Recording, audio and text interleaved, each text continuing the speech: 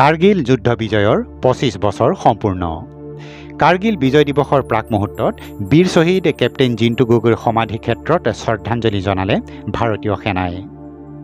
খুমটাইৰ বীৰ শ্বহীদ কেপ্টেইন জিণ্টু গগৈৰ সমাধি ক্ষেত্ৰত ভাৰতীয় সেনাৰ আৰ্টিলাৰী ৰেজিমেণ্টৰ বিষয়া সেনা জোৱানসকলে বাইক ৰেলী কৰি আহি জনালে শ্ৰদ্ধাঞ্জলি। তেখেতসকল আৰ্মিৰ আহিছিলে, আৰ্মি টিমটো আহিছে দিনজানৰ পৰা, আৰু আজি ইয়াত বেটাৰ সমাধিত আশীৰ্বাদ লৈ তেওঁলোকে যাত্ৰা কৰিছে গুৱাহাটীলৈ। তো আজি গৈ পেলাই গুৱাহাটী থাকিব, কাইলৈ থাকিব, আৰু পৰহিলৈ ৰাতিপুৱা 8টা বজাত তাৰ পৰা আকৌ ফ্লেগ কৰিব। মই ফ্লেগ অফ কৰিবৰ কাৰণে মোকো মাতিছে তালৈ, দিনজানলৈ, নহয় দিনজানৰ নাৰেংগী কয়, নাৰেংগীলৈ মাতিছে। তো মই কাইলৈ যাম তালৈ। এখেতসকল 4টা টিম আহিব,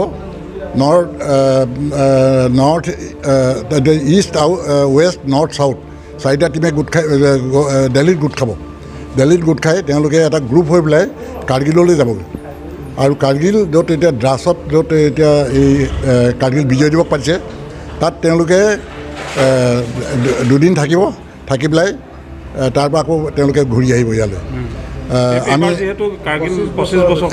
এইবাৰ কাৰ্গিলৰ 25 বছৰ হৈছে, গতিকে সেই কাৰ্গিল বিজয় দিৱসটোৰ কাৰণে তেওঁলোকে তালৈ যাব ওলাইছে। কিন্তু কাৰ্গিল বিজয় দিৱস সময়টো তাৰমানে 25-26 জুলাইত তাত নাথাকে। তেওঁলোকে 9-10 তাৰিখে তাত পাবগৈ আৰু তাৰ পৰা ঘূৰি পেলাই গুচি আহিব। আজি আচলতে ইয়াত শ্ৰদ্ধাঞ্জলি তেওঁলোকে জ্ঞাপন কৰিছে। মেইন কথা তেওঁলোকে আচলতে বেটাৰ পৰা আশীৰ্বাদ লৈছে। তেওঁলোকে আশীৰ্বাদটো লৈ পেলাই তেওঁলোকে গৈছে যাতে তেওঁলোকৰ যাত্ৰা শুভ হয়। আৰু আৰ্মি এইটো এটা নিয়মেই, এইটো ৰাস্তাত ক্ৰছ কৰিলে তেওঁলোকে বেটাৰ তাত ডেফিনেটলি সোমাই যায়। আমি অত্যন্ত সুখী হৈছোঁ আৰু আমি তেওঁলোকক সম্বৰ্ধনা জনাবলৈ পাই অতি সুখী হ'লোঁ। মই আশা কৰিছোঁ তেওঁলোকে সকলোময় গৈ কাৰ্গিল পাবগৈ। সেনা জোৱানৰ দলটিয়ে প্ৰথমে কেপ্টেইন জিণ্টু গগৈৰ পিতৃ মাতৃক সাক্ষাৎ কৰি শ্বহীদগৰাকীৰ সমাধিত শ্ৰদ্ধাঞ্জলি জ্ঞাপন কৰে। সেনা জোৱানসকলৰ সন্মুখত আৱেগিক হৈ পৰিল জিণ্টু গগৈৰ পিতৃ মাতৃ। বহুত সুখী হৈছোঁ সকলো ৰাইজকে দেখি, বেটাৰ কাৰণে যে সকলোৱে ইমান আহি আমাক কথা সৎপুতি দিছে, সকলো সময়তে সহায় কৰিছে, তেখেত সকলোলৈকে আমাক আশীৰ্বাদ দিয়ে। এই মুহূৰ্তত দাদালৈ মনত পৰিছে নিশ্চয়?